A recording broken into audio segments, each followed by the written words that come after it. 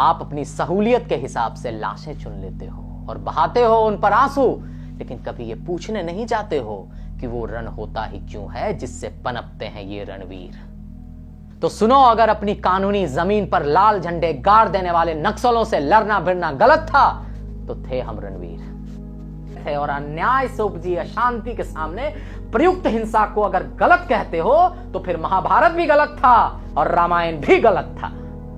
लोग निष्क्रिय हो जाते हैं, यही निष्क्रियता का फल भोग रहे हैं लोग। समाज किसी भी जाति के लोग जहाँ पर गलत तत्व हावी है और वहाँ पर जो सक्षम है उसको मिटा सकता है, उसको दूर कर, कंट्रोल वो कर निष्क्रिय हो वो जाता निष्क्रिय हो जाता है। और निष्क्रियता के चलते उसकी आतंक बढ़ जाता है, जिसका उस निष्क्रियता का ही फल समाज भोगता है।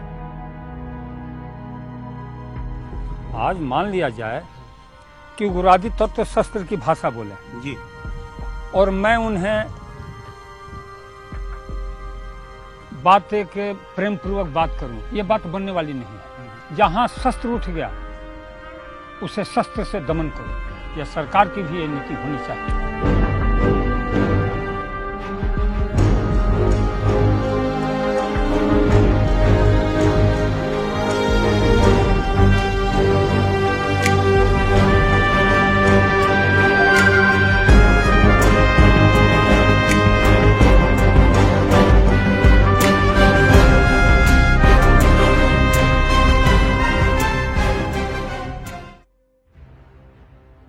मिट्टी में सनी लाशों का ढेर देखा है, बंदूक की जद में बिखरा कुनबों का हेर फेर देखा है। अरे देखा है क्या 8 साल के बच्चे को, अनाथ और बेवा की सोनी मांग को? नहीं देखा तो देख लो। 1 दिसंबर 1997 की वह ठंडी सी रात थी। सोननद का पानी बालू में मिल के जम सा गया था। फिर नदी में नावें आई और नावों पे हथियारबंद लोग। मल्लाह डरे हुए थे, सो बिना सवाल किए मर गए। भीड़ गांव में गई और बिखर गई। कार्तिक की उस रात गांव में सन्नाटा था। मिट्टी के झोपड़ों के पीछे चढ़े सांकलों के पीछे औरतें और बच्चे दबी जुबान में मौत की आहटें सुन रहे थे। मर्द समझदार थे, पहले ही भाग गए थे। और फिर जो हुआ उसे ही शायद शास्त्रों में तांडव कहा गया होगा, मौत का तांडव। कुछ देर मादा चीखों और बच्चों के रिरियाने की आवाज आई और अगली सुबह बिहार पुलिस ने उन नीदी आंखों से 60 लाशें गिनी थी। 60। ये गांव लक्ष्मणपुर बाथे था। ये मौत नहीं, नरसंहार था। ये हमरा बिहार था और ये हमरी कहानी थी। उसी लड़के की जिसके माथे पर भगवान ने वो जात मढ़ा था, जो जात उन हत्यारों की थी, उन तथाकथित रणवीरों की, जिसकी कहानी इस पॉलिटिकली करेक्ट जमाने में शायद ही कोई कहता। उस रात के बाद पटना से लेकर पेरिस तक के अखबारों के लिए वो हैवान थे, हत्यारे थे। वे भूमि के नाम पर बंदूक की गोलियां बरसाने वाले भूमिहार थे। वो सामंत थे। वो जंगल राज जिसे लोग बिहार कहते थे, उसके सबसे खूंखार दरिंदे थे। वो सेनारी थे, बाथे थे, अरवल के अराजक थे। आने वाले कई सालों तक आप और हम जिन्हें अपने सेमिनार और बौद्धिक बहसों में हिंसक, भड़क और आतंकी और जल्लाद कर अपनी पीठ थपथपाने वाले थे, ये वो जिंदा खूनी थे। पर आप और हम खुदा नहीं है। खुदा नहीं है जिसकी सच पे जागीर हो, और इसीलिए बरसों से दिल्ली से लेकर पटना तक अपने नाम और अपने जात पर वजह बेवजह शर्मिंदा होते होते अब लगता है कि सच का दूसरा हिस्सा भी सामने आ जाना चाहिए। वो हिस्सा सामने आ जाना चाहिए कि बातें से पहले बेलौर और बेलौर से पहले बारी की लाशों का भी सच कहा जाए, क्योंकि जिंदा कौमें अगर बेनाम लाशों में तब्दील हो जाए तो इससे बुरा कुछ भी नहीं होता, कुछ भी नहीं। जमीन का टुकड़ा, यूं सोचो तो क्या है, बस माया और कुछ नहीं। पर इसी जमीन को जब मां मान लो तो फिर कहानी अलग हो जाती है। फिर वो जमीन यूपी बिहार की हो, जहां लालू आलू और बालू के सिवा कुछ भी नहीं, तो फिर जमीन का वो टुकड़ा बेटी का दहेज है। जमीन का वो टुकड़ा मां की दवाई है, बेटे की पढ़ाई है, और जब बात उसूल किया जाए ना तो कफन की सिलाई है। कहने वाले कहते हैं कि यह हिस्से का किस्सा बहुत पुराना है, हजारों साल से चला आ रहा दमन का किस्सा है, जहां सवर्णों ने मजलूमों का हक छीना है।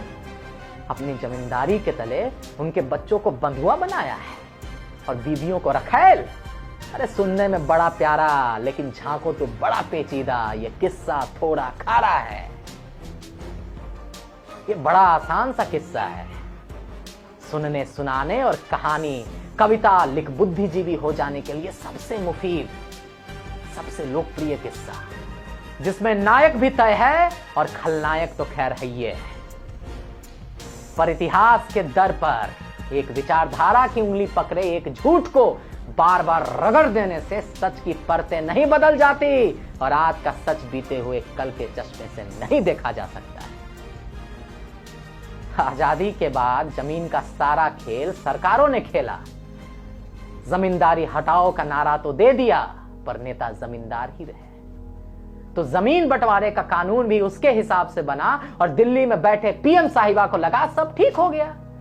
जमींदारों की जमीन अब कानूनन बंट गई थी और गांव में सब कुछ पहले जैसा हो गया था।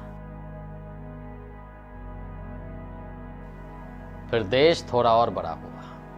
बहुजनों ने अपनी आवाज उठाई, जो उठाई ही जानी चाहिए थी। फिर उनके सरकारें बनी और उनके हाथ आई बंदूकें।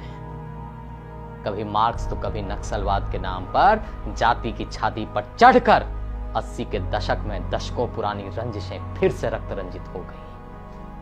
पर गांव की जमीन पर जाति आपकी कॉफी टेबल पर रखे अखबार वाली जाति से कोसों दूर होती है।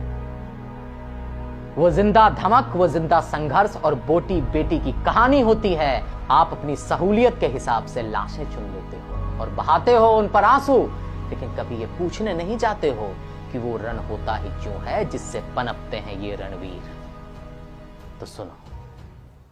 तो सुनो, अगर अपनी कानूनी जमीन पर लाल झंडे गाड़ देने वाले नक्सलों से लड़ना भिड़ना गलत था तो थे हम रणवीर। अगर 80 के दशक में बिना नाम पता मारे गए अपने बेटे और बहुओं की लाशों का बदला लेना गलत था तो सीना ठोक के कह दो कि थे हम रणवीर। एक आंख मूंद कर सोई हुई घोर जातिवादी सरकार की अपेक्षा के सामने अपने हक के लिए लड़ना अगर गलत था तो थे हम रणवीर, जिसके हाथ में न कमंडल आया न मंडल, जो मैथ और रीजनिंग के पेपर को पार करके भी रह गए बेरोजगार और ताकते रहे ओसारे में पड़ी अपनी सो कॉल्ड जमींदार और असल में खेतिहर बाप की तस्वीर, जिसे भरी दोपहरी 6 इंच छोटा कर काट दिया गया था सामाजिक न्याय के नाम पर। अगर उसके सीने की हुंकार गलत है तो थे हम रणवीर। वो रणवीर थे क्योंकि 14 बापूत के उस घर में जहां 14 कट्ठा खेत था बमुश्किल, जिससे किसी तरह उपजता था धान कि 2 वक्त का वो खा सके, वहां बंदूक की डकैती को विचारधारा की चादर चढ़ा कुछ लोग जाति की आड़ में अन्याय कर रहे थे और अन्याय से उपजी अशांति के सामने प्रयुक्त हिंसा को अगर गलत कहते हो तो फिर महाभारत भी गलत था और रामायण भी गलत था। जिन्हें बातें की चीखें और उन झोपड़ियों का दर्द दिखाई देता है वो आंख मूंद लेते हैं जहानाबाद, अरवल और भोजपुर के उन गांवों के सामने जहां उनकी नजर में घोड़े हाथियों पे जमींदार चलते थे। अरे बंधु, जिसे तुम आज जमींदार कहते हो, अगर समय को परखना जान पाते तो पता चलता वो किसी का बटाईदार तो किसी का देनदार था, जिसके घरों में पलते थे उतने ही बच्चे जितना उस पार के घर में थे, जिसके सपने भी बिल्कुल उनके जैसे थे और आशाएं भी, जिनके माथे पर सवर्ण का ठप्पा उन्होंने शौक से नहीं लिखाया था, जिसका बचपन ठीक वैसे ही बिखर गया जैसे कि बिखरता इस दुनिया में किसी का भी बचपन। अरे जब गांव के दुर्गा स्थान में आरती करती निरीह औरतों को नक्सल घेर लेते थे तब दिल्ली के जेएनयू वाले पत्रकार महोदय की स्याही जहर नहीं उगलती थी। जब आधी रात को घर से खींचकर जिबा कर दिए जाते थे बूढ़े दादा अपने पुरखों की ऐतिहासिक गलती पर, तब नहीं होता था इतिहास शर्मसार। जब हमारी पीढ़ियां बेरोजगार भीड़ बन उन्हीं बहुजन भाइयों के साथ गांधी मैदान में सरकार के खिलाफ कंधे रगड़ती थी, तब राज्य की बेसुध नींद कोई नहीं देखता था। पर जब खून के बदले खून और गोली के बदले चलती थी गोलियां, तब सबको गांधी बहुत याद आते थे। गांधी हमको भी बहुत प्यारे थे सर, पर उन्होंने कभी ये नहीं बताया कि जब व्यक्ति को बचाने वाला तंत्र ही लाचार हो जाए तो उसे जीने के लिए कौन सी विधि अपनानी चाहिए और फिर जब पहली दफे गांव में गोलियां चली तो पता चला कि गोलियों की बौछार में गांधी नहीं, गोडसे ही याद आता है। कौन सही कौन गलत का फैसला तो शायद ऊपर वाला एक न एक दिन कर ही देगा, पर सालों से एक अधपकी एक तरफा कहानी में खुद को खलनायक सुनते सुनते अब मन उब गया है, चीखने का करता है। कभी ओ मोरल साइंस के महात्माओं, लाशें सिर्फ लाशें होती हैं और हर एक लाश को अपनी कहानी बयां करने का उतना ही हक है।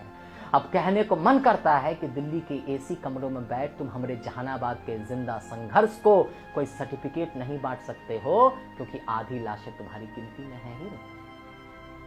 कि अगर तुम्हें भोला पासवान याद आता है पर गोलियों से छलनी किसी रामचरित राय की रास नहीं, तो बॉस तुम बच्चे हो और तुम्हारा युगबोध कच्चा है। फिर तुम्हारा सच और संत मुबारक हो। हम खलनायक ही अच्छे हैं। जय बिहार। समाज में विसंगतियां कुरीतियां पूर्व में थी जी, वर्तमान में है और भविष्य में भी कमोबेश रहेगा जरूर। कि जहिया से अरे तुरला बाबा जिंदगी के डोरिया हो अका सुन लागे